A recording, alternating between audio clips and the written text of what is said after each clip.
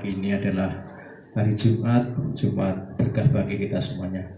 Yang saya hormati Bapak Kepala Sekolah yang kali ini diwakili oleh Bapak Wakasek Bapak Purwati, Ibu PP Rianingsih selaku pengajar praktik dari calon guru penggerak angkatan 7. Bapak Ibu semuanya, pagi hari ini saya selaku calon guru penggerak angkatan 7 ada Bapak Ibu untuk meluangkan waktu pas tepat dulu kita gerakan di tempat-tempat. Jadi Bapak Ibu saya akan memaparkan terkait dengan materi yang sudah saya peroleh di dalam proses pendidikan di guru penggerak tanpa tutup diri dan untuk Bapak Ibu Dewan Guru serta secara umum sekolah ini. Baiklah Bapak Ibu, untuk mempersingkat waktu karena ini adalah hari Jumat, karena Bapak Kepala Sekolah kita nanti juga ada jadwal khotbah, maka dari itu mulai data ini yang pertama dari Kepala Sekolah SMP Negeri 1 Sempu Bapak Taufik MPD, kami persilakan.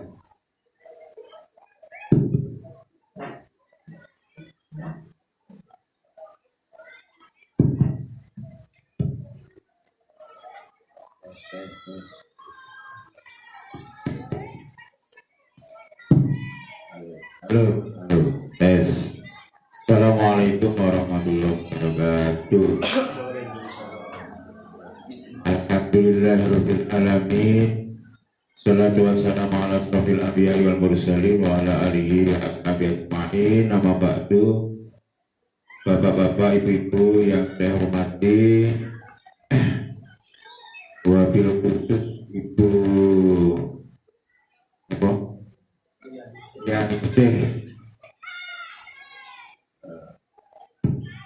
mari kita bersyukur pada Allah, hari ini kita bisa berkumpul di tempat ini dalam rangka diskusi tentang, saya mohon semuanya nanti bersungguh-sungguh supaya jalannya diskusi bisa berjalan dengan lancar.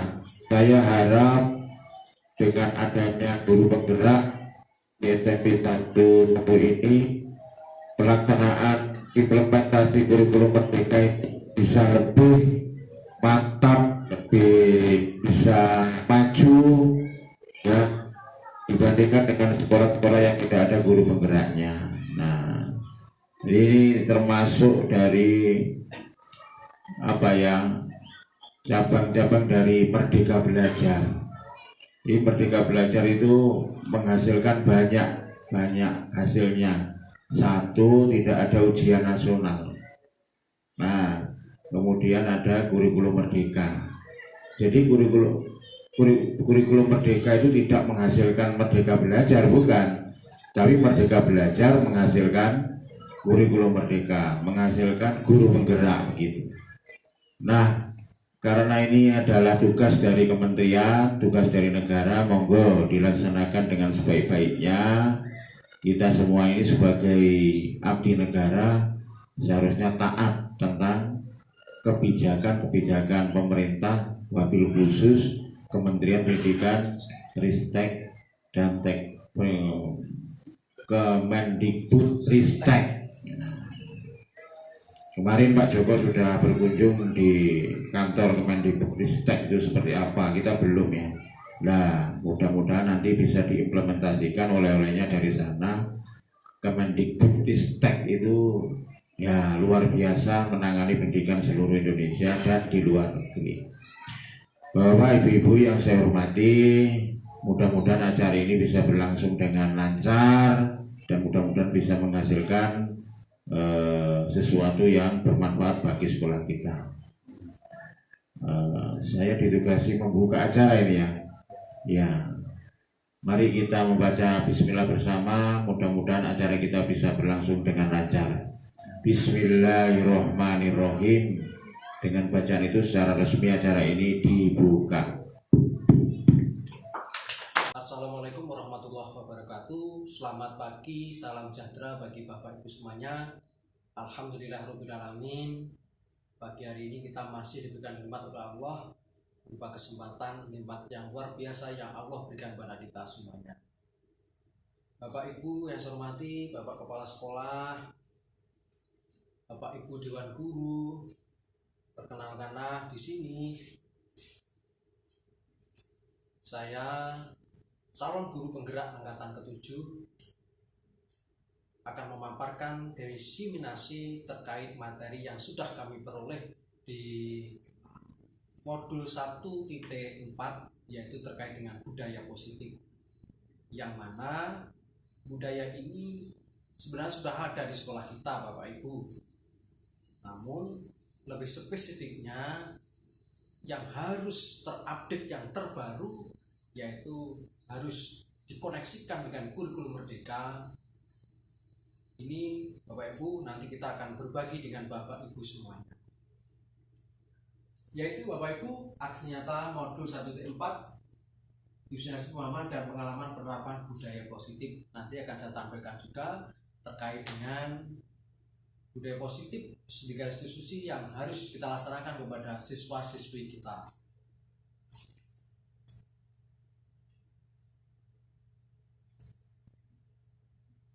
Bapak Ibu, kali ini saya akan memaparkan beberapa hal, yaitu ada 7 hal yang akan saya sampaikan nanti kepada Bapak Ibu semuanya.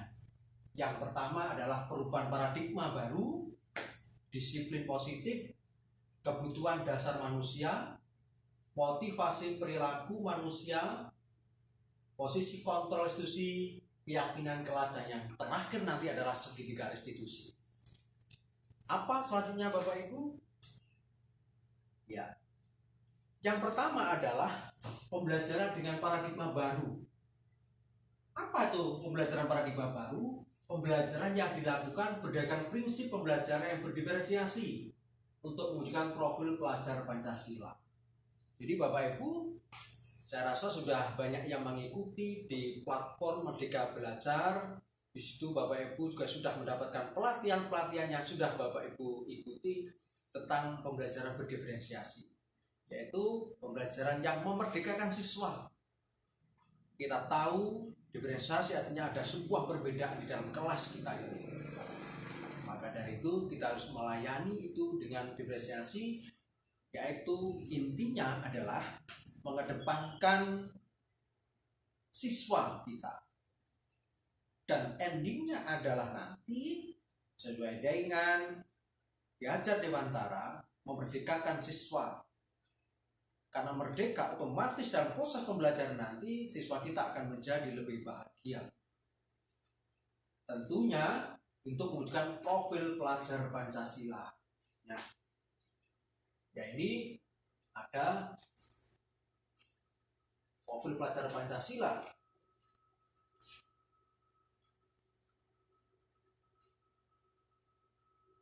Bapak Ibu semuanya, kita tentunya tahu arti daripada disiplin itu, yang mana di saat kita sekolah dulu sudah pernah mendapatkan itu. Disiplin identik dengan peraturan. Disiplin identik dengan paksaan. Ini berasal dari bahasa Latin yang artinya belajar. Konotasi dari murid-murid Sokrates dan Plato membuat menggali potensi menuju sebuah tujuan. Namun dalam budaya kita, Bapak Ibu, disiplin telah berubah menjadi sesuatu yang dilakukan seseorang pada orang lain untuk mendapatkan kepatuhan, kecenderungan umum, menghubungkan kata disiplin dengan ketidaknyamanan, bukan dengan apa yang kita hargai atau pencapaian suatu tujuan mulia. Selama ini kita berpatokan bahwa disiplin ini harus suatu hal yang dipaksa, ya, atau hal yang tidak menjadi kita nyaman. Ini yang dirasakan oleh siswa-siswi kita, Bapak Ibu semuanya.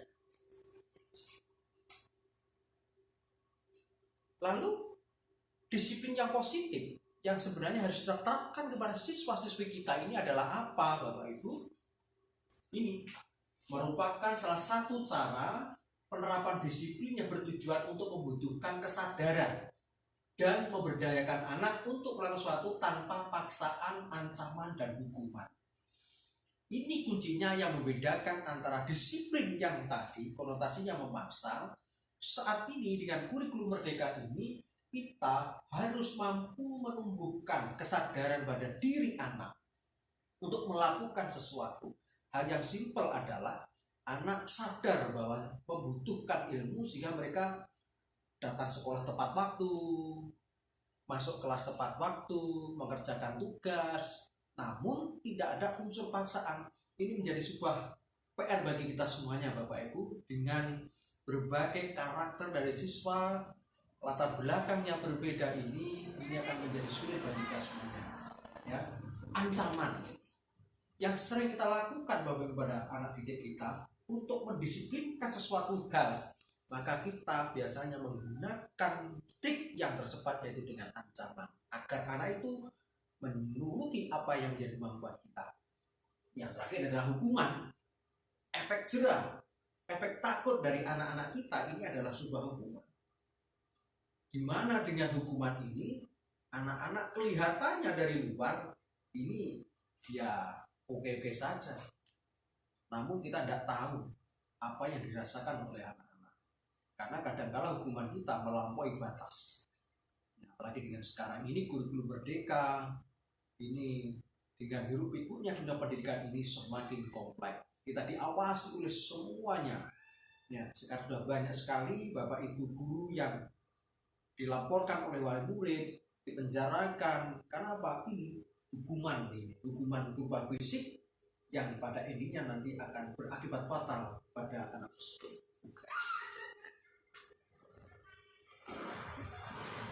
Yang kedua apa Bapak Ibu? Yaitu kebutuhan dasar manusia. Kebutuhan dasar yang pertama adalah bertahan hidup. Pada dasarnya dan pada intinya manusia ini ingin bertahan hidup dalam suatu kondisi apapun. Di dunia lingkungan pendidikan di sekolah ini, mereka juga ingin bertahan hidup di sekolah ini, bertahan di kelas. Bagaimana mereka nyaman berada di sini? Ini tugas PR kita semuanya, seluruh warga sekolah, agar kebutuhan dasar untuk bertahan hidupnya, baik hidup dirinya sendiri, untuk orang lain, baik di sekolah, di rumah maupun di masyarakat. Yang kedua adalah kebutuhan dasar adalah kasih sayang. Siapa yang harus kasih sayang Bapak Ibu ya? Jadi tidak ada orang yang tidak suka disayang oleh siapapun ya. Jadi anak ini butuh kasih sayang. Bapak Ibu, kalau ingin tahu, saya punya datanya. Banyak sekali anak didik kita ini yang sudah tidak punya orang tua, tinggal dengan neneknya, dengan kakeknya, dengan pakdinya, sehingga apa? Kebutuhan akan kasih sayang sudah tidak mereka dapatkan lagi. Gimana mereka dapatkan? Di sekolah. Kita selaku guru dan wakil orang tua harus memberikan rasa kasih sayang ini. Yang ketiga adalah penguasaan. Ini adalah kebutuhan. Mereka harus menguasai apa yang mereka butuhkan untuk bekal kehidupan berikutnya. Mungkin Bapak Ibu,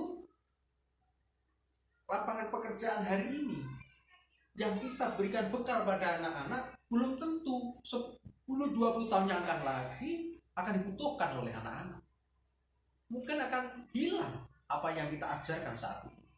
Maka dari itu bagaimana kita berpikir, bagaimana kita jauh ke depan memikirkan anak ini, membekali anak ini untuk 7-8 tahun, 10 tahun yang akan datang, yang hari ini tidak ada. Kemudian ini adalah kebebasan. Inilah kebebasan yang kadang-kala salah diartikan oleh anak-anak, bahwa kebebasan ini diartikan bebas seluas-luasnya, bebas sama gue, semuanya pasti ada aturannya Bapak Ibu. Walaupun bebas, artinya bebas ini tidak merugikan orang lain, tidak menyakiti siapapun, menyakiti kawan, guru, orang tua, masyarakat. Kebebasan tetap ada koridornya. Dan terakhir adalah kesenangan. Pasti kita membutuhkan rasa senang. Inilah tugas kita Bapak Ibu semuanya dalam proses pembelajaran ini, harus menyenangkan. Kita kemas bagaimana di dalam kelas ini betul-betul menyenangkan. Bagaimana dengan strategi yang baik, kita layani dengan hati, nah, dan sepenuh hati. Tentunya harus hati-hati. Bapak Ibu semuanya, motivasi perilaku manusia yaitu dorongan yang timbul pada diri seseorang secara sadar atau tidak sadar untuk melakukan suatu tindakan dengan tujuan tertentu. Jadi mereka melakukan suatu tindakan, motivasi perilaku itu ada 3 tahapan. Yang pertama, hanya menghindari hukuman atau ketidaknyamanan. Murid melakukan disiplin diri karena takut dihukum adalah tingkatan terendah dari motivasi diri.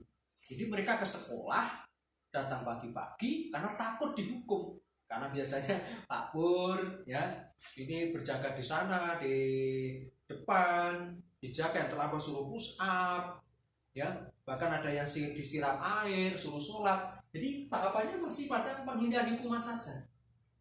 Ini motivasinya. Yang kedua adalah untuk mendapatkan imbalan atau penghargaan. Jadi mereka meraih sesuatu nilai agar mereka nanti tertulis ada juara 1 diumumkan. Ya, baik sebenarnya ini, namun tingkatan motivasi ini masih tingkatan yang kedua. Jadi mereka ingin dihargai. Apa yang mereka peroleh ini harus dihargai. Bahkan di kurikulum mereka ini di rapat sudah tidak ada namanya ranking. Ya. Untuk apa? Ya untuk ini. Jadi semua adalah sama.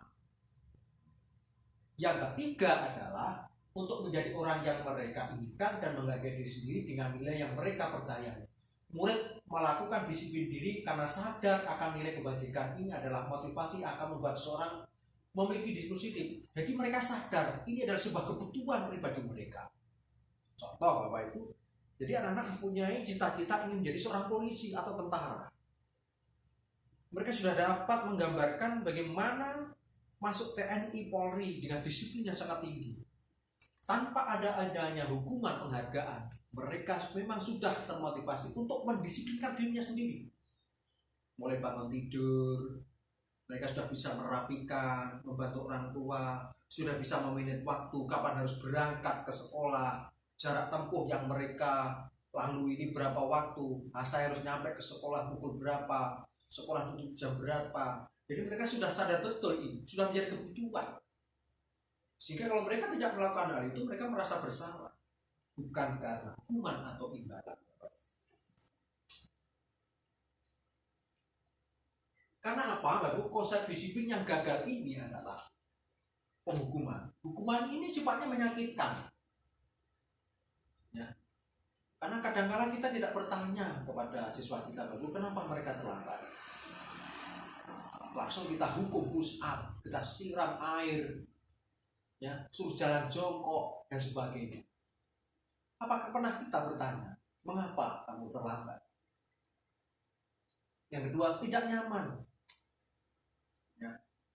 Murid takut, memaksa, murid menyembunyikan kesalahan, murid menjadi rendah diri. Mereka rata menyembunyikan kesalahannya. Akhirnya apa? Mereka berbohong. Yang sebenarnya mereka adalah melakukan kesalahan karena rasa takut tadi itu. Mereka jika ditanya oleh gurunya pasti jawabannya tidak sesuai dengan kenyataan. Kenapa? Seandainya kita tanya dan mereka menjawab sebenarnya, kadang-kadang kita tidak mempercayai hal itu, tetap kita hukum. Kenapa? Karena konsekuensinya terlambat kita hukum. Yang kedua Bapak Ibu, yaitu terkait dengan penghargaan. Ini kebalikannya, tidak efektif, merusak hubungan.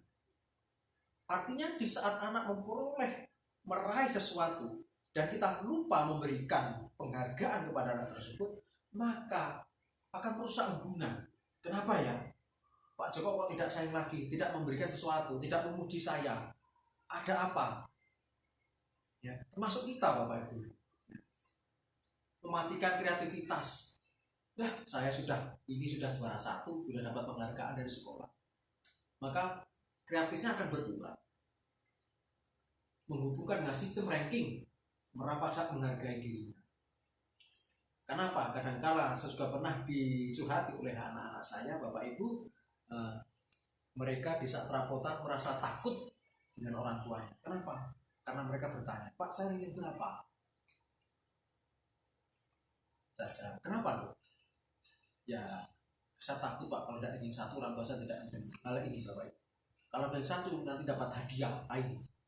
Jadi anak termotivasi ranking 1 hanya dapat hadiah.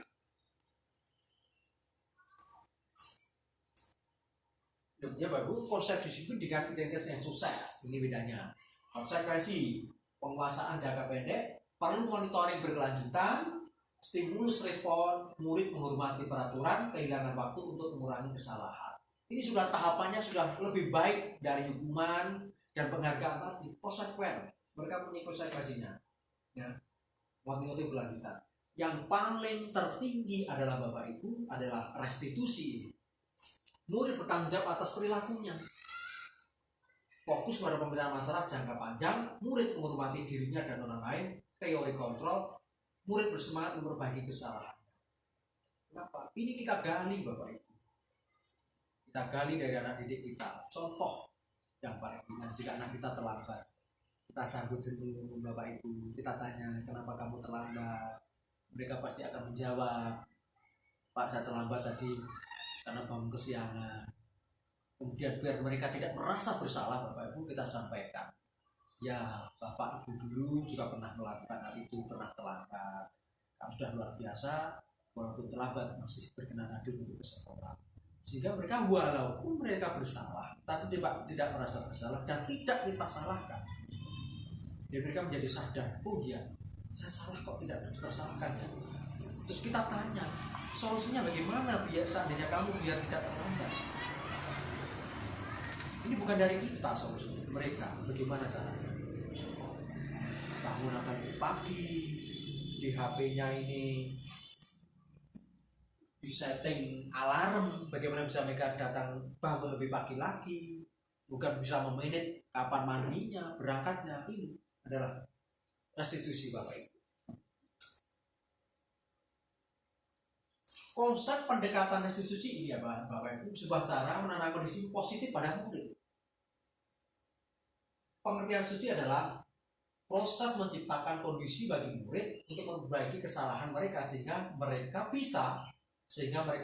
kembali pada kelompok mereka dengan karakter yang lebih kuat. Ini restitusi. Ciri-cirinya apa Bapak Ibu? Bukan menebus kesalahan namun belajar dari kesalahan. Jadi mereka kita ajak berpikir dari kesalahan itu, mereka bisa berpikir dan belajar bahwa ini tidak baik, tidak boleh dilakukan kembali. Mereka dan punya inisiatif untuk memperbaiki itu, memperbaiki hubungan. Kenapa? Dengan kita layani itu mereka semakin dekat dengan kita. Mereka merasa diorangkan, merasa kita seperti bapaknya sendiri, ya, dekat dengan kita, akrab dengan kita. Hubungan ini terjalin Bapak Ibu antara hati kita dengan hati murid kita. Tawaran bukan paksaan. Ditawarkan Bapak Ibu solusi itu, dan solusi itu berasal dari anak kita sendiri. Menuntun untuk melihat ke dalam diri, mencari kebutuhan dasar yang mendasari tindakan, fokus pada karakter bukan tindakan, mengutamakan dan fokus pada solusi. Jadi saya gambarkan Bapak Ibu bahwa kita ini berperan sebagai cermin. Jadi di saat kita menangani siswa ini sebagai cermin saja. Jadi anak-anak kita sebagai cermin, mereka melihat diri dalam cermin itu, mereka melihat dirinya sendiri. Oh iya, siapa saya? Apa kekurangan dalam diri saya? Bukan kita yang menasihati. Tapi selama ini yang terjadi Bapak Ibu, kitalah yang lebih aktif menasihati, memarahi dan sebagainya. Tidak, jangan. Kita lebih baik posisi jadi cermin saja. Kita pantulkan kembali pada anak didik sehingga mereka tahu, oh saya. Kalau tidak ada cermin, mereka tidak tahu Bapak Ibu apa kekurangan kita, apa solusi yang harus mereka lakukan. Ini perbedaannya. Contoh kasus Bapak Ibu ya. Kasus siswa sering tidak mengerjakan PR. Ini real contohnya. Kalau hukuman, guru menghukum murid hormat ia bendera selama 10 menit karena tidak mengerjakan PR. Ayo anak, saya tidak mengerjakan PR. Nah, dihukum ini. Guru marah-marah dan takut. Kenapa?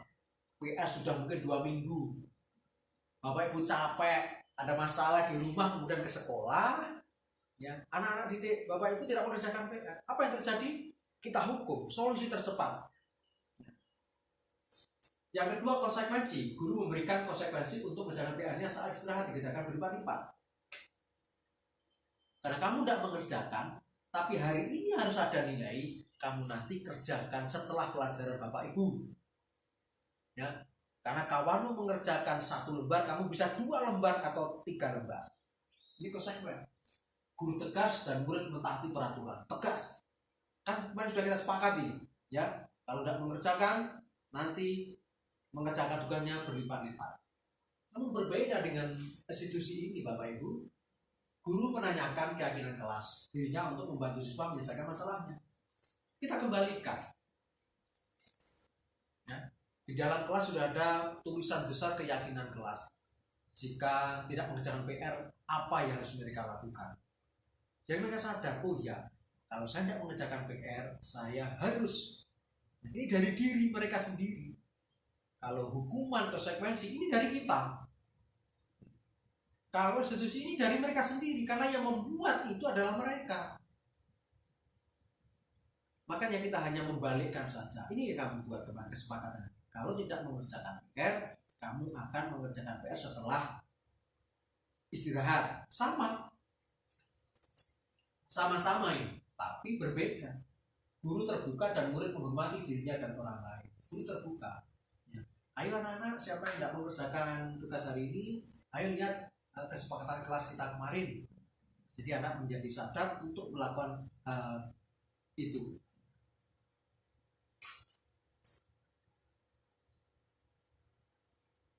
Bapak Ibu semuanya, lanjut pada 5 posisi kontrol institusi Bapak Ibu.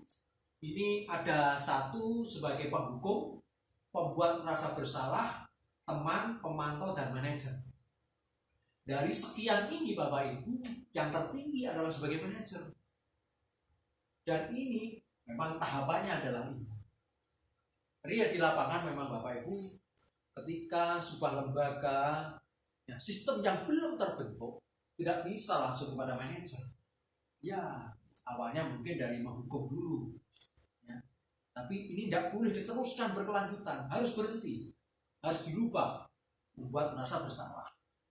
Teman, pemantau, dan manajer. Contoh penerapan 5 kontrol, Bapak Ibu, ini sebagai penghukum. Patuhi aturan sekolah lalu berdiri di depan kelas. Ini kita menghukum. Ya, anak ada terlambat, kasus terlambat. Kalau menghukum, patuhi aturan sekolah lalu berdiri di depan kelas. Anak terlambat, sudah berdiri di depan kelas. Itu. Ya.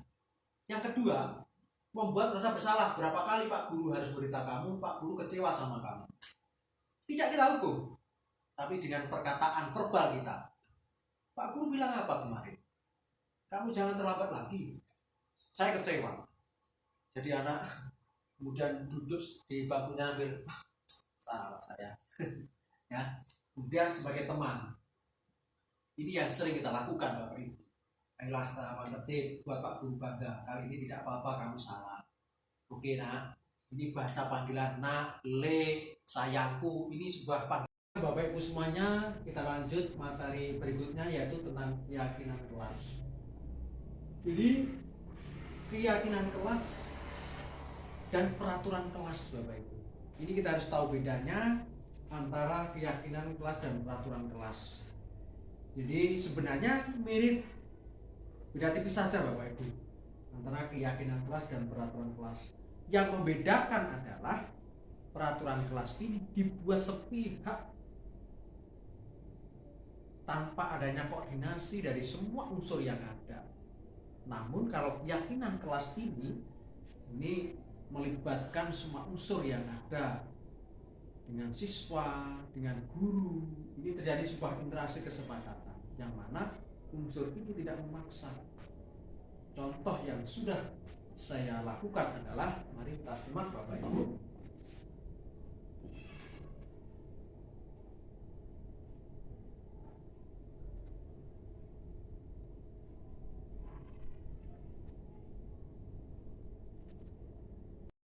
Assalamualaikum warahmatullahi wabarakatuh. Waalaikumsalam warahmatullahi wabarakatuh. Selamat pagi, salam sejahtera bagi kita semuanya anak-anak. Alhamdulillah pagi ini kita masih diberikan kesempatan oleh Allah, lipat yang tertinggi yang Allah berikan pada kita semuanya. Hari ini kita barusan mendengar ada suara innalillahi. Berarti mereka tidak diberikan kesempatan oleh Allah. Hari ini kita masih diberikan kesempatan harus bersyukur. Alhamdulillah. Coba kalau sudah seperti itu, kita tidak diberikan kesempatan itu, berbahagialah, harus bersyukur pagi ini kita masih diberikan kesempatan. Oke anak-anak, sebelum pembelajaran kita harus membuat sebuah kesepakatan dulu di dalam kelas ini, biar nanti di dalam proses pembelajaran Pak Joko akan menjadi lebih mudah. Di kelasmu yang dulu-dulu ada namanya peraturan.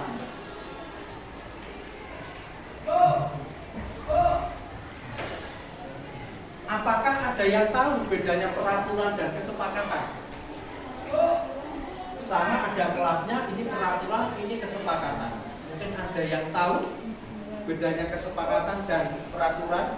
Ini mirip-mirip saja sebenarnya. Nanti tak beritahu apa bedanya.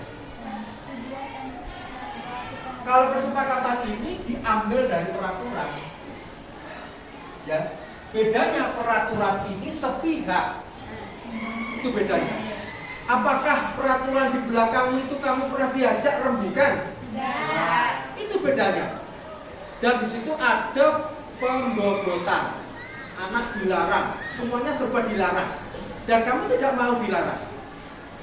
Ini bedanya. Kalau kesepakatan kelas ini adalah kesepakatan antara guru dengan siswa, antara guru, siswa, dan kepala sekolah. Kalau peraturan sekolah yang terlibat adalah siswa, guru, kepala sekolah, TO, orang tua, dan komite. Disepakati bersama apa yang harus ada di dalam kesepakatan ini. Itu bedanya, ya. Contoh kesepakatan, contoh nanti karena bingung apa kesepakatannya. Saya datang tepat waktu. Kalau di peraturan bedanya dilarang terlambat, kan gitu. Kalau kesepakatan kata-katanya yang motivasi, saya datang tepat waktu. Bedanya kalau peraturan dilarang terlambat.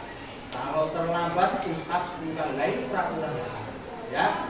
Oke, hari ini Pak Joko akan bagikan sebuah kertas. Silakan ditulis di sini kesepakatan apa yang harus ada di dalam kelas ini dalam proses pembelajaran dengan Pak Joko ataupun dengan guru yang lain. Oke? Oke.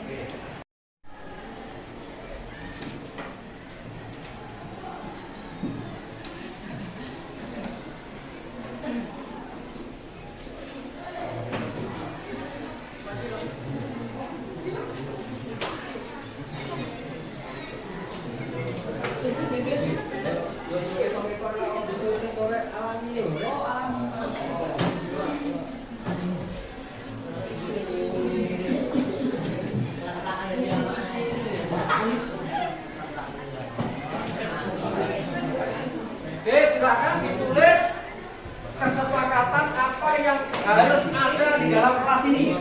Silakan ditulis dari waktu.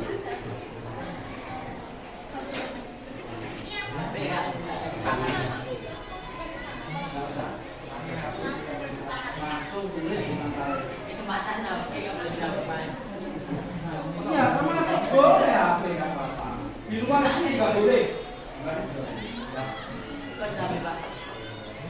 Kesepakatannya.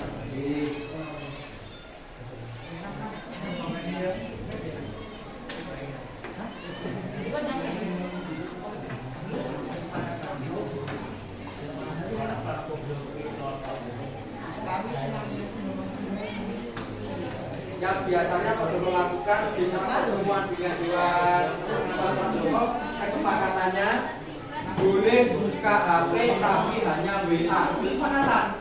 Jadi ada deal dengan Pak Joko. Contoh Pak Joko, ada kesepakatan pelajaran Pak Joko boleh makan. Itu hanya khusus pelajaran Pak Joko saja, lainnya tidak boleh. Itu kesepakatan. Sehingga kalau dengan Pak Joko boleh, asalkan tidak mengganggu. Itu artinya sebuah kesepakatan. Kalau peraturan dilarang makan di kelas titik. Tak boleh dilanggar. Sepatu harus hitam. Harus pas musim hujan basah. Ada kesepakatan. Ini sepatu asalkan pas musim hujan ditutup.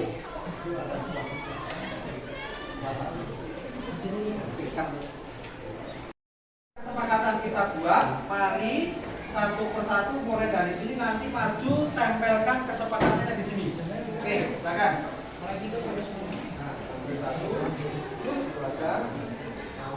sebarkan yang rapi ya. Oke, langsung lanjut tanya.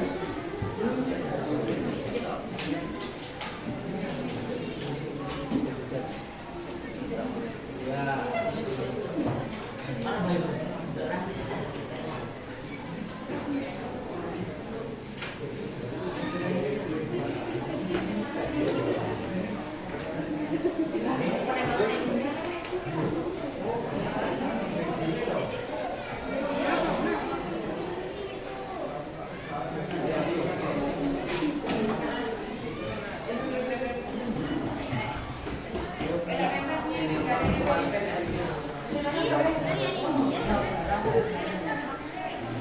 Ya rapi ke sana baru nanti di bawahnya.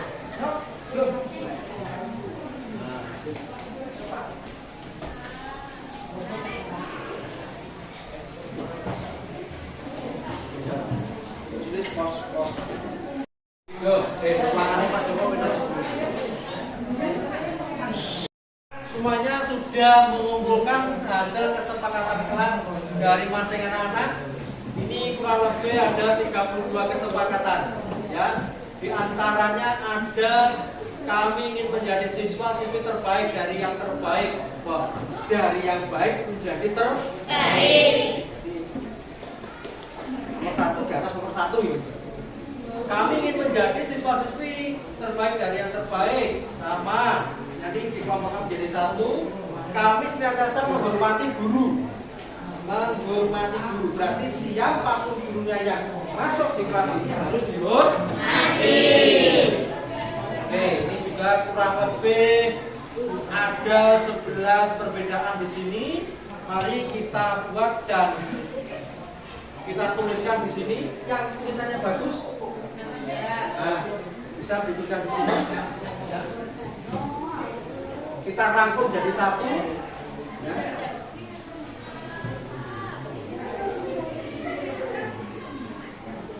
Kesepakatan kelas.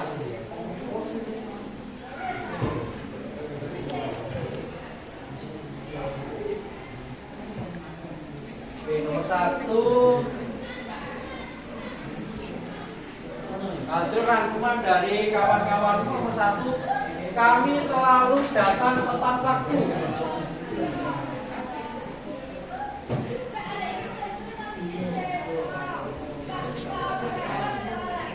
Tepat waktu. Oke. Nomor 2, kami berdoa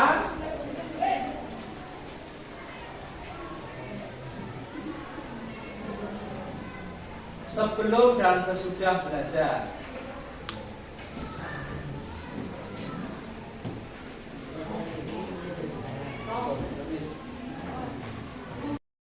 Dari sekian banyak kesepakatan kelas, ini sudah kita bisa simpulkan menjadi kesepakatan kelas di kelas 9B ini, ya kurang lebih ada 11. Saya mohon nanti kesepakatan ini diagendakan, didokumentasikan dalam berupa banner, ya. Minggu depan kita akan tanda tangan kesepakatan itu untuk wujud bahwa kita juga membuat kesepakatan ini. Karena ini membuat kita bersama, harapannya dilaksanakan bersama, tidak ada unsur paksaan, ya. Terima kasih. Saya kira assalamualaikum warahmatullahi wabarakatuh. Waalaikumsalam warahmatullahi wabarakatuh. Semuanya, ini kesepakatan kelas yang kita buat kemarin dan ini sudah bagus menjadi sebuah banner yang terpapang di kelas 9B ini. Harapannya bisa terbaca semuanya dan dilaksanakan. Wujudnya kita harus menandatangani di sini, ya. Oke, maju satu-satu untuk tanda tangan di sini. Oke, maju, yuk. Langsung di sini, langsung maju-majukan nanti. Oke, yuk lanjut.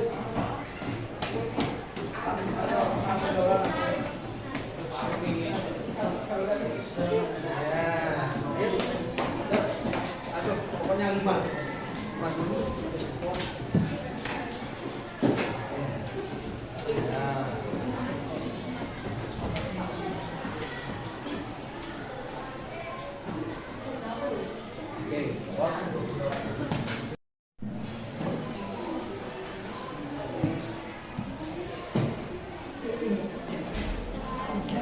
Baiklah anak semuanya, dari 32 anak sudah menandatangani kesepakatan ini.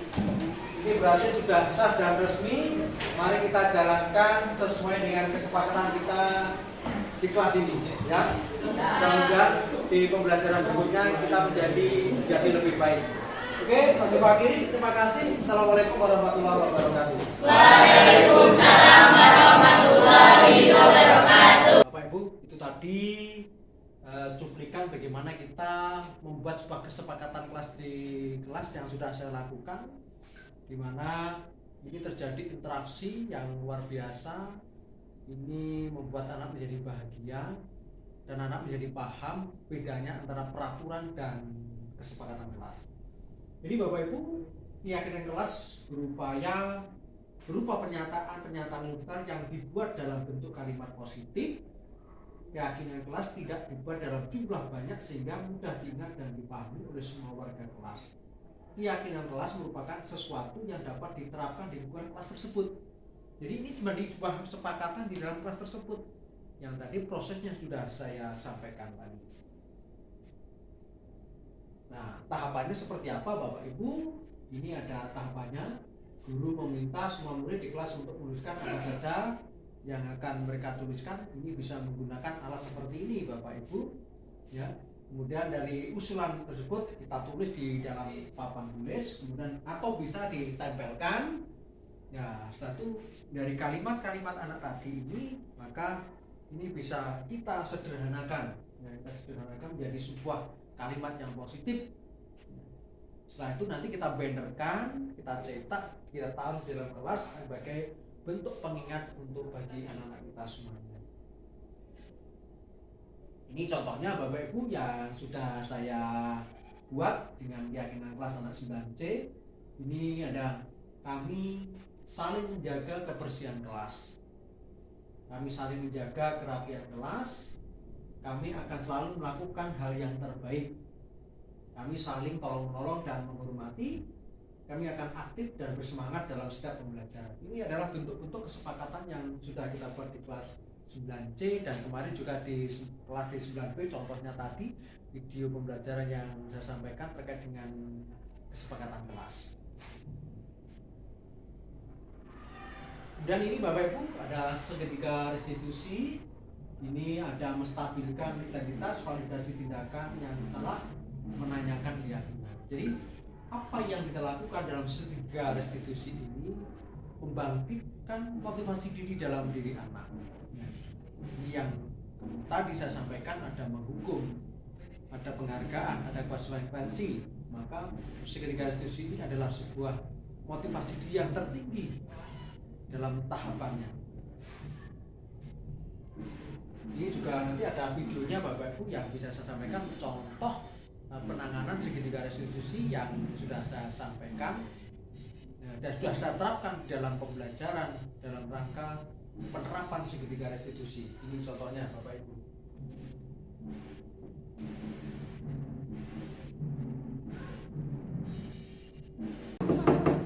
Assalamualaikum. Waalaikumsalam.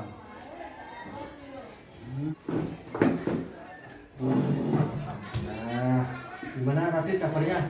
Alhamdulillah Sehat ya? Alhamdulillah sehat. Gimana kabar orang tuanya? Alhamdulillah Sehat juga ya? Oke, alhamdulillah hari ini Radit juga sehat.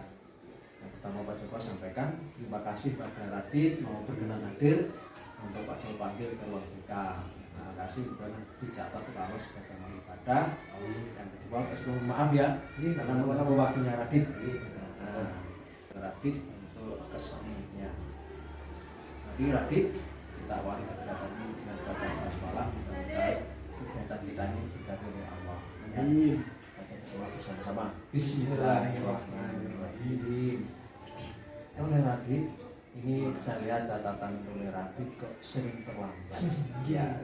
Sering terlambat. Ini Radit tahu nggak terlambat itu hal yang salah? Iya Pak. Tahu ya. Ini Pak Joko tahu Radit bukan satu-satunya anak yang terlambat di sini. Banyak kawan-kawan yang terlambat melakukan itu, tentunya semuanya punya alasan. Kemudian Radit saya ingin bertanya, alasannya Radit sering terlambat sekolah itu apa? Siapa? Orang boten napa belum terlambat lagi niku soalnya napa sering bangun kesiangan Iya.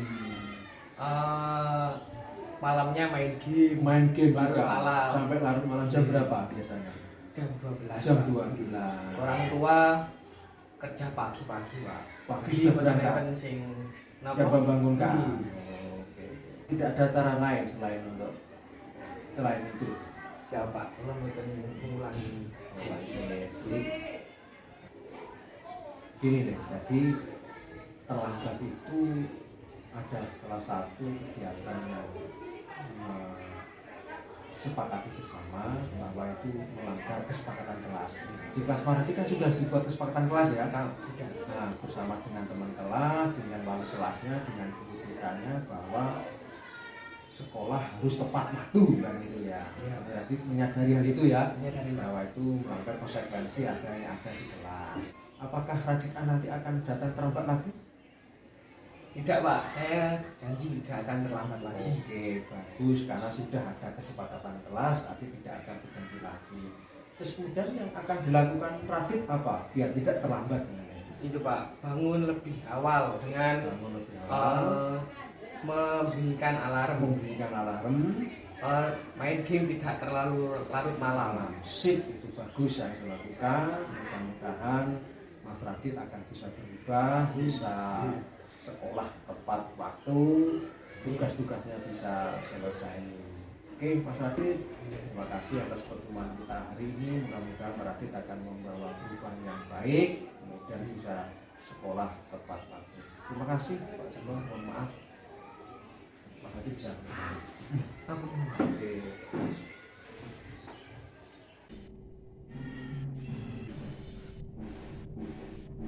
Ini contoh videonya yang sudah saya terapkan Bapak Ibu untuk terkait dengan keyakinan kelas.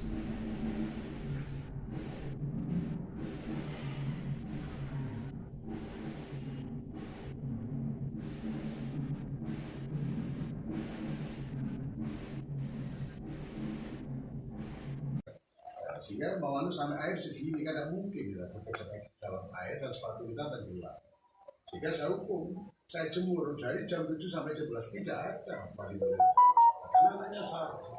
Tuh, sehingga dengan undang-undang perlindungan saya pernah begini, saya pernah mendampingi tetangga saudara, anaknya diculik oleh laki-laki yang menurut orang tua anak ini adalah dia katakan ya menakutkan karena dia tidak punya masa depan, tampilannya juga bukan seorang suami yang baik. Baiklah Bapak Ibu semuanya, tadi sudah saya paparkan terkait dengan tentang budaya positif modul 1.4 pada Bapak Ibu semuanya. Mudah-mudahan apa yang saya sampaikan nanti bisa berdampak pada diri saya sendiri. Harapan saya juga berdampak kepada Bapak Ibu, yang paling luas tentunya berdampak kepada peserta didik kita. Sehingga kalau semuanya nanti ini bergerak untuk memperbaiki, maka sekolah ini juga akan menjadi lebih baik lagi sesuai dengan pemikiran Ki Hajar Dewantara bahwa ingat sosun tulodo ing madya bangun karso tut puri handayani. Sehingga apa? Proses pembelajaran ini betul-betul akan sesuai dengan kurikulum Merdeka saat ini, yaitu memerdekakan siswa, berpatok pada siswa, berfokus pada siswa, dan endingnya nanti juga adalah siswa akan menjadi bahagia, kita bahagia, semua menjadi bahagia. Ini Bapak Ibu, salam guru penggerak, tergerak, bergerak, dan menggerakkan dari kami. Mudah-mudahan bisa berdampak bagi kita semuanya. Kurang dan lebihnya mohon maaf Bapak Ibu, telah mengganggu waktunya untuk saya mintai untuk kita berkolaborasi, untuk mendengarkan dan curah berkeluh kesah, curah pendapat, kolaborasi masuk untuk saya. Mudah-mudahan dicatat oleh sebagai amal ibadah. Terima kasih atas perhatiannya. Saya akhiri. Wassalamualaikum warahmatullahi wabarakatuh.